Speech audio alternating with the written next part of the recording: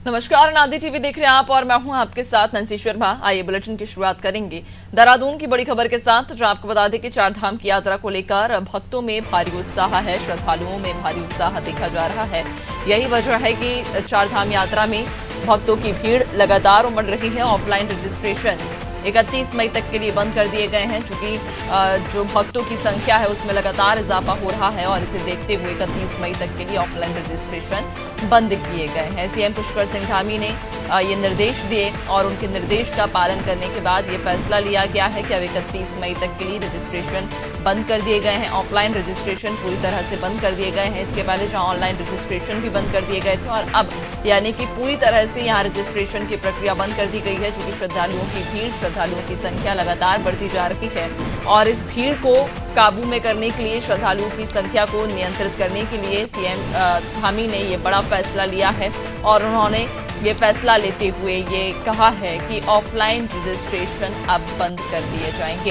हालांकि 31 मई तक के लिए ऑफलाइन रजिस्ट्रेशन बंद किए गए हैं। इसके पहले ऑनलाइन रजिस्ट्रेशन भी बंद हो चुके हैं। ज्यादा जानकारी लेंगे, सहयोगी सोनू हमारे साथ जुड़ चुके हैं। सोनू, चारधाम की यात्रा में भक्तों की भीड़ लगातार बढ़ती जा रही है, श्रद्धालुओं की संख्या में रोजाना इजाफा हो रहा है। इसके पहले जहां ऑनलाइन रजिस्ट्रेशन भी बंद किए गए थे और अब श्रद्धालुओं की संख्या को नियंत्रित करने के लिए ये बड़ा फैसला लिया गया है कि 31 मई तक ऑफलाइन रजिस्ट्रेशन भी बंद रहेंगे।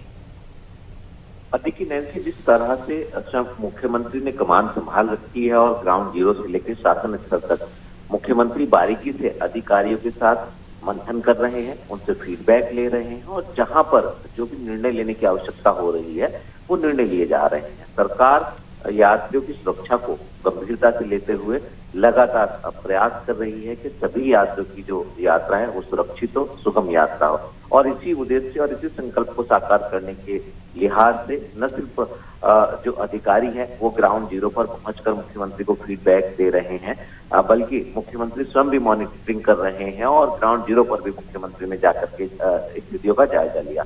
तो लगातार ये कोशिश की जा रही है। जहां तक रजिस्ट्रेशन की बात है, देखिए ये यात्रियों की सहूलियत के लिए सरकार ने व्यवस्था शुरू की है ताकि यात्रियों की संख्या का आंकलन लगाया जा सके और जिन क्षेत्रों में ऑक्सीजन का लेवल कम है, जिन क्षेत्रों में स्वास्थ्य की सुविधाओं को सरकार ज्यादा से ज्यादा बेहतर कर सकती है, वहां पर फोकस किया जा रहा है। मुख्यमंत्री के सचिव जो आर मीनाक्षी सुंदरम है वो ग्राउंड जीरो पर पहुंच, गढ़वाल क्षेत्र के जो कमिश्नर है विनय शंकर पांडे वो ग्राउंड जीरो पर पहुंचे और इसके अलावा डीजीपी ग्राउंड जीरो पर पहुंचे, स्वास्थ्य सचिव हैं डॉक्टर आर राजेश कुमार वो ग्राउंड जीरो पर पहुंचे और स्वास्थ्य महानिदेशक वो ग्राउंड जीरो पर पहुंचे। तो ये कह सकते हैं कि लगातार अधिकारी जो है वो प्रयास कर रहे हैं और जो अपडेट है वो मुख्यमंत्री ले रहे हैं कि यात्रा जो है वो एक अच्छी यात्रा हो, सुखद यात्रा हो, सुरक्षित यात्रा, और इसी को ध्यान में रखकर सरकार फैसले ले रही है। जो यात्री हैं, नादी टीवी भी लगातार सभी श्रद्धालुओं से ये अपील कर रहा है कि थोड़ा सा धैर्य बनाए रखें और जो नियम है राज्य सरकार की जो एसओपी जारी हुई है उन नियमों का निश्चित तौर पर अनुपालन करें ताकि आप सभी की यात्रा मंगलमय यात्रा हो।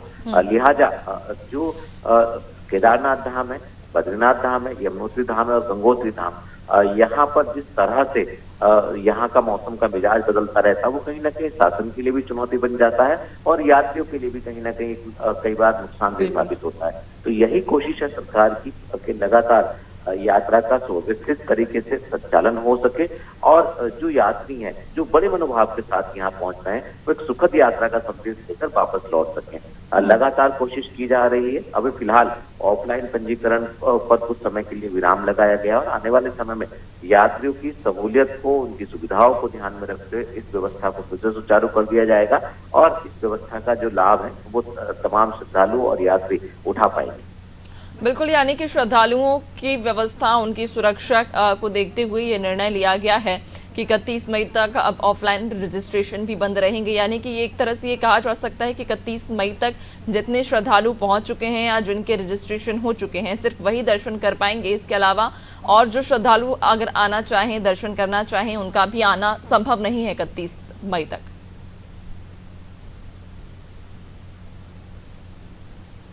सोनू, आपको आवाज आ पा रही है? जी बिल्कुल, आपने ठीक कहा, क्योंकि इस व्यवस्था को बनाया जा रहा है और इस व्यवस्था में यात्रियों का सहयोग भी आवश्यक है। और यमुनोत्री धाम की अगर हम बात करें, बद्रीनाथ धाम की अगर हम बात करें और खास तौर पर केदारनाथ धाम की बात करें, तो कई बार यात्रियों को चुनौतियों का सामना करना पड़ता है। और ये जो सबसे बड़ी चुनौती है वो बदलते मौसम का मिजाज है, क्योंकि केदार घाटी के अगर मौसम की बात करें तो पल पल मौसम का मिजाज बदलता रहता है। एक समय में खुशनुमा मौसम होता है, काफी ठंड होती है, और उसके दोपहर के बाद जब हम देखते हैं तो अचानक से तापमान गिरने लगते हैं, कड़ाके की ठंड का सामना खास तौर पर श्रद्धालुओं को करना होता है। तो यात्रियों को किसी भी तरीके का कोई नुकसान ना हो, उनको परेशानी ना हो, इसी को ध्यान में रखते हुए सरकार ने फैसला लिया है। और जो ऑनलाइन रजिस्ट्रेशन की व्यवस्था है वो और जो ऑफलाइन रजिस्ट्रेशन की व्यवस्था है, इन दोनों को ही कैसे सुव्यवस्थित तरीके से इनका संचालन किया जा सकता है, कैसे यात्रियों को परेशानी ना हो, इस पर फोकस किया जा सकता है। इसी को ध्यान में रखते हुए लगातार प्रयास किए जा रहे हैं। और हम भी यही उम्मीद कर रहे हैं कि आने वाले समय में जो यात्रा है इसका पूरी तरह से सुव्यवस्थित तरीके से संचालन हो सकेगा। और जिस मनोभाव के साथ श्रद्धालु पहुंच रहे हैं वो अपनी मनोकामना पूर्ण करने के बाद यहाँ से एक अच्छा संदेश लेकर के लौट सकेंगे। जो रजिस्ट्रेशन की व्यवस्था है, कुछ ऐसे यात्री हैं जो पूरी तरह से अपडेट नहीं लेकर के पहुंच पा रहे हैं, तो उनको कुछ परेशानियों का सामना करना पड़ा। एक रोज पहले मुख्यमंत्री ने इस बात को कहा था कि जो भी श्रद्धालु जिनका पंजीकरण नहीं हो पाया है वो धाम में पहुंच गए, इसके लिए व्यवस्था की जा रही है, उनको भी दर्शन कराए जाएंगे। लेकिन आगे बिना रजिस्ट्रेशन के यात्रियों को जो यात्रा मार्ग है उस पर नहीं जाने दिया जाएगा। तो कहीं ना कहीं व्यवस्थाएं हैं। यमुनोत्री धाम की हम बात करें और गंगोत्री धाम की हम बात करें तो जिस संख्या में श्रद्धालु पहुंच रहे हैं, जबरदस्त उत्साह जो है वो खास तौर पर श्रद्धालुओं में देखने को मिल रहा है। और लगातार जो उत्तराखंड सरकार है अतिथि देवो भवो के साथ सभी श्रद्धालुओं का स्वागत कर रही है। और कहीं ना कहीं उत्तराखंड की जो चारधाम यात्रा है, जो उत्तराखंड की लाइफलाइन कहलाती है, इसको ध्यान में रखते हुए सभी यात्रियों को वाकई सोनू, चूंकि सरकार ने एक जो निर्णय लिया है कि 31 मई तक ऑफलाइन रजिस्ट्रेशन बंद रहेंगे, श्रद्धालुओं की सुरक्षा और उनकी व्यवस्था को देखते हुए ही ये निर्णय लिया गया है। बहुत शुक्रिया आपका, बने रहिएगा और भी अपडेट्स लेंगे आपसे।